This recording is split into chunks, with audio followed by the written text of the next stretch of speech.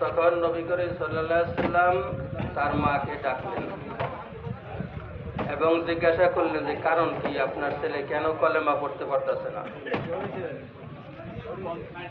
তখন তার মা বলল যে আমার সন্তান আমার কথাকে অমান্য করে তার স্ত্রীর কথাকে বেশি প্রাধান্য দিছে, আমার কথাকে বেশি শুনে নাই, কিন্তু স্ত্রী যা বলছে সেটাই শুনছে।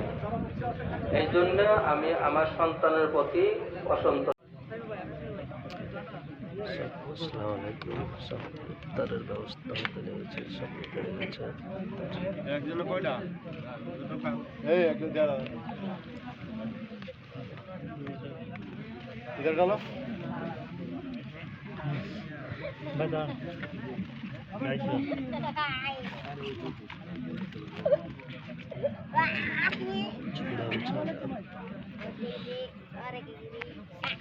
একজন সাহাবী, আমরা তো তাদের সামনে প্রতি কেমন, রাজি না নারাজি?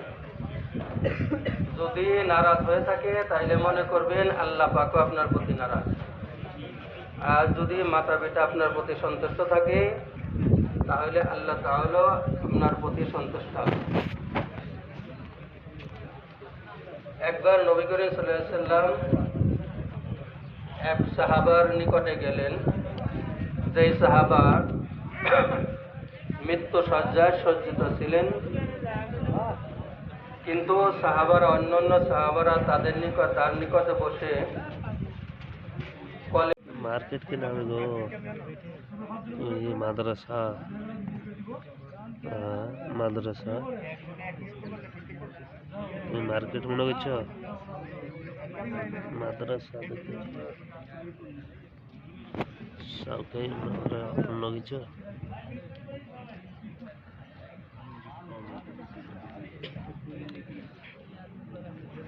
গ্রেপ্তার করতে এসেছি মসজিদে।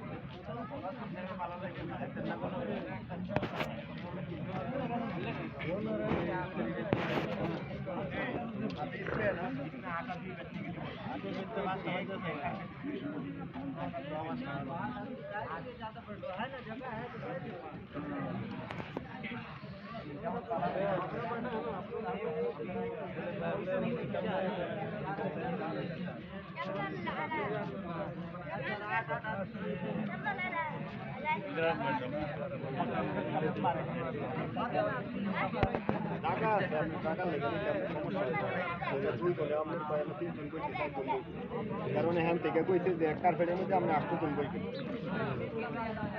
আমি এই ছেড়ে 3 জন বই, এরপর আমি ছেড়ে দিয়ে